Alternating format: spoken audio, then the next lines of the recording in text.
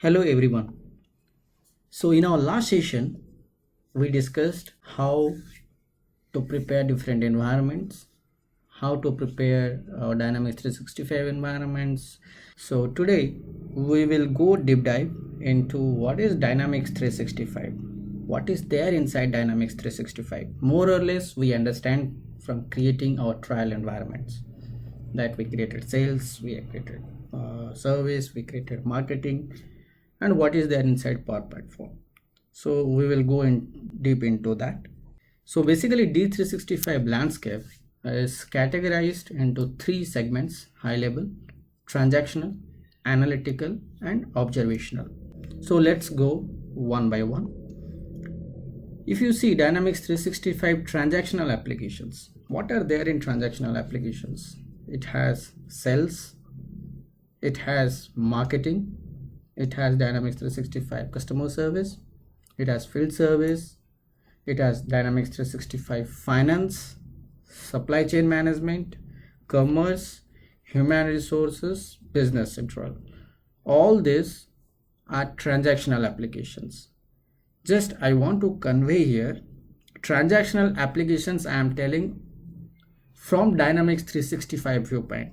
It's not like CRM and ERP viewpoint. Few people may get confused whether these are CRM or ERP. I am not come into that picture. I am saying on the high level, as we are going from top down approach. So from top level, we are now drilling through into it. So we are going to Dynamics 365. We are discussing on Dynamics 365. Then we are discussing how Dynamics 365 categorized into three types: transactional, analytical, and observational. So now we are discussing in transactional applications. So transactional applications, if you see here, sales, marketing, customer service, these three are the core CRM processes. If you see the history of CRM start, so it's all about marketing, sales. Actually, order will be marketing, sales, and customer service. First, marketing will perform the marketing. Then marketing end product is the sales first product, means sales input for the action item. So first marketing, then sales, then customers. We'll discuss on the CRM part and the theory of CRM also. We have one slide. We'll see how exactly it is. So first it will start marketing, then sales, then service, and field service. Field service, actually it is part of the service, but it is customer side service. Means we need to provide the service at the customer location. So this is field service, and how we provide customer location, the service, how the communication will happen, all these things are captured in field service. So the name itself is field service. We need to go to the field to provide the service. Okay, so then next if you'll see Dynamics 365 finance, and below towards the finance, if you see, these are comes under the ERP segments. Okay, before field service and top, those are CRM part, and below that all these are ERP part. So Dynamics 365 finance, it is under the ERP part of Dynamics 365. Supply chain management is one of the segment in which operational activities it captured in the systems related to supply chain management. Then Dynamics 365 commerce captures we have retail. Previously we have retail, so those kind of businesses use the Dynamics 365 commerce. And then human resource, as we know, it's a HR functionalities. So this is also the part of the ERP. And the last but not the least, the business central. Business central, actually it is a bucket in which the small and medium scale industries, they can leverage this business central functionality to get the features of finance, supply chain management, and all this. It's a small bucket. It will give all the core features, means operational finance and operation features. So this is business central. If you discuss the previous name, finance, supply chain management, F&O, finance and operation, which we tell normally. So previous name was Dynamics 365 AX, Exapta, and business central's previous name was Navision. Okay, so now Business Central is completely cloud based, and previously it has on-premise base as well. So we understand how exactly Dynamics 365 transactional applications are there, and how the transactional application includes CRM as well as ERP functionalities, ERP apps. Typically we use the word apps, we saw last time, right? On the platform we deploy different apps. Okay, so this is how is the Dynamics 365 transactional applications. Next we'll move to the analytical applications. What exactly the analytical applications? Analytical applications includes, it is AI powered. Mostly it will give the insights, right? I want to predict something, I want to forecast something. So those kind of activities normally we use this kind of apps. So Dynamics 365 sales insights, customer insights, customer service insights, and fraud protections. All these are AI powered analytical applications. It will perform some analysis, it will give certain kind of results.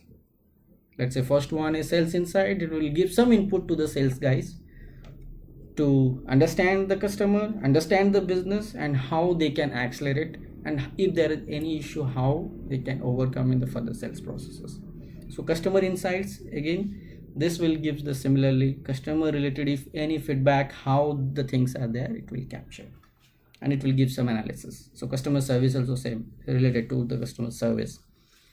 And fraud protection, it's to identify the fraud costs and all these things. Okay, it decrease the fraud cost, improve the customer experience, because if any issues, we have to identify, we have to mitigate those things. So this is how all about AI powered analytical applications. So next is observational applications. Observational application means it will help the field guy do some functionalities, do some activities with some help. If you see remote assist, what it exactly it does, remote assist on HoloLens, it provides actually guidance. Virtually it can provide the guidance to the field engineer. So this is how Dynamics 365 remote assist. And guides, again, guides is it's a step-by-step information, how the processes and training related, actually training we can use this mostly. So this is observational applications. So how the three categories we discussed, these are the application, and the one of the beauty of the new systems, how it is evolved, and I really like the logos. If you see, there are a lot of beautiful logos are there. Okay, so anyways, so there are Dynamics 365 transactional applications, we have analytical applications, and we have observational applications. And then I'm coming to the Power Platforms. We saw Dynamics 365, what exactly they are in Microsoft Dynamics 365. Okay, so now we discussed, let me go to my previous slide. We discussed on this Dynamics 365, how exactly Dynamics 365 contained, what are the things are there inside that, what are the apps are there already provided by Microsoft. Okay, and if any independent vendor want to enhance those, improvise those, they can prepare their ISV solution and deploy into the app sources. And next we'll go to what exactly they are inside the Power Platform. So under the Power Platform, if you can see here, it has Power BI, Power Automate, Power Apps, Power Virtual Agents. So Power BI actually it's a, as it says, the BI, business intelligence, means analytics tool. Okay, it is under data platform and data journey. If you remember in the first slide we discussed, there is app journey and data journey. So this is part of the data platform. So anyways, we will cover Power BI also, how to do. So under Power Platform, Power BI also there, and Power Automate is there, which is now full-fledged RPA. Then Power Apps, it's a low-code platform. So there are different types of Power Apps. We will see model-driven apps, Canvas app, how to prepare, and all those things. And along also AI Builder and portals also there. Then Power Virtual Agent. Power Virtual Agent, what is that? It is a chatbot applications. It is easy to do without coding. We can on the fly we can develop a chatbot. Okay, So this is all about Power Platform. So one thing comes to mind, why Power Platform? Microsoft has given all of the applications.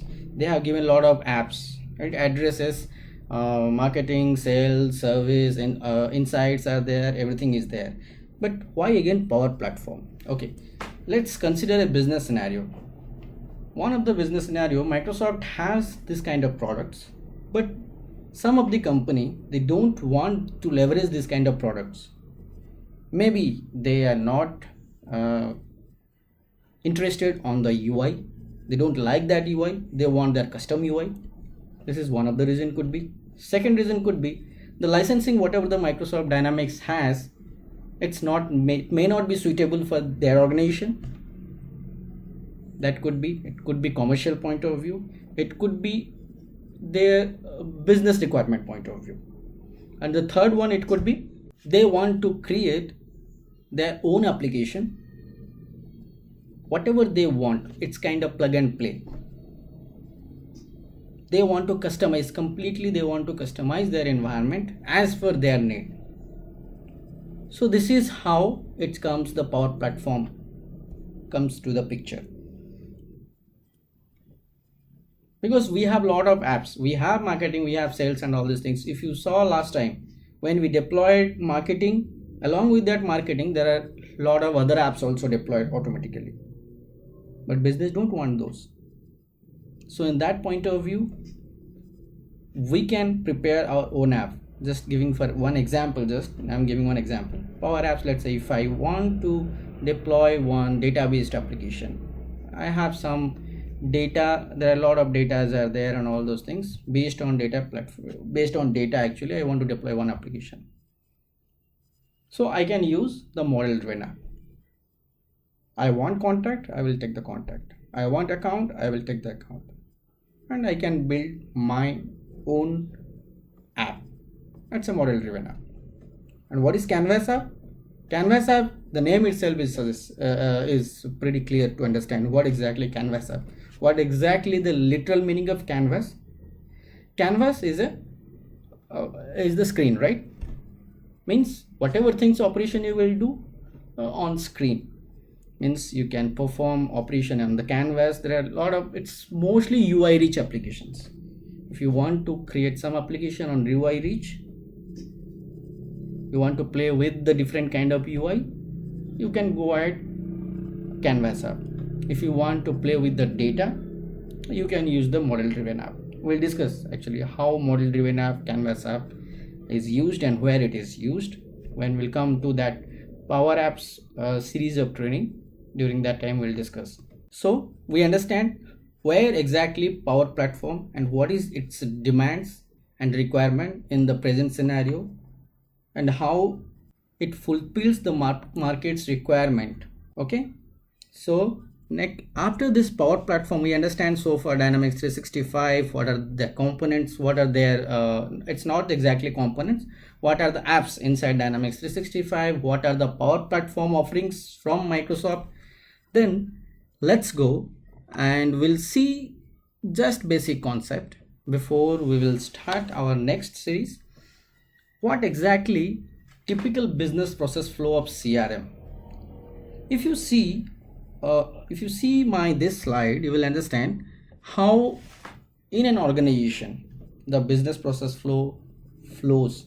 First, if a small company or a large company, they have to market the thing. Either it is a product or it is a service. So definitely there is a marketing team is there. Or even though there is no dedicated marketing team, but at some point of time some person need to market. If I cannot market my product properly or service properly, then definitely there is nobody is there to consume or avail my service or product. So I cannot grow. So first step is marketing.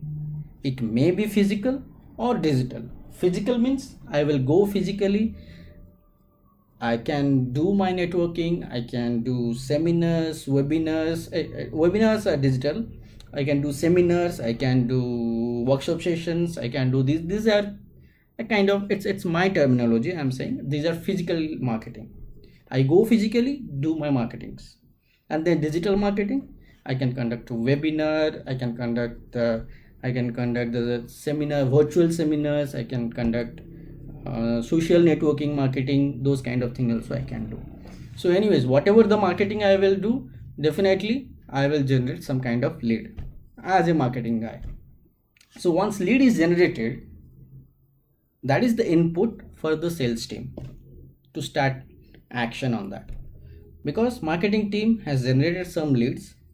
So now sales team's activity is to nurture the lead, because if they will nurture it properly, nurture means they will call to the customer, they will reach out to the customer, they may visit to the customer side, they may provide demo, they can arrange certain kind of activities so that the customer, if they like, if they are aligned with the business processes and selling item, then they may accept that. So they nurture the lead and convert to customer. Once customer accepts and onboarded as a customer for the product or for the service, then next action item is service team, customer service team. What exactly they will do? They will provide the service and support to the customer, because they are their customers. Any issues, any feedback, any kind of challenges customer faces, service team will address those kind of challenges. How they will do that also, CRM provides the service model. We already saw how we created. So how salespeople will do that also provided in the sales model. How marketing will operate and how they will generate the lead, capturing the system. We have created marketing marketing app, sorry. So this is the CRM core process. If any of the CRM, it's not exactly only restricted to Dynamics 365, Dynamics CRM or customer engagement. Any of the CRM in the market, if you go, these three should be there. It is there. Who is providing all the end-to-end CRM service? Marketing, sales, service. Next comes to the field service. Microsoft has this feature, field service. What exactly the field service app provides? So as we discussed, marketing team has generated lead is converted to customer by sales team, then service team is working. But let's say in some kind of product or services need to visit to the customer's location, means this is the service need to be provided in customer location. This is also part of service. But this service, earlier we discussed the service, the customer will call, or we will just capture the customer's information, we will address the concern and all these things. It's a virtual way. But any service or product involves to visit to the customer location. Let's say I purchased aircon. I have some issue with my aircon. So field engineer will go and see the aircon. So this is how, let's say I purchased one insurance. So my insurance agent will go and collect the fees, or do signature or form fill up and whatever it is, document collection. So these kind of activities are field activities. So a field engineer will go and they will collect the informations or documents or any issues they will address. So here is the role of field service. So again, it is also optional.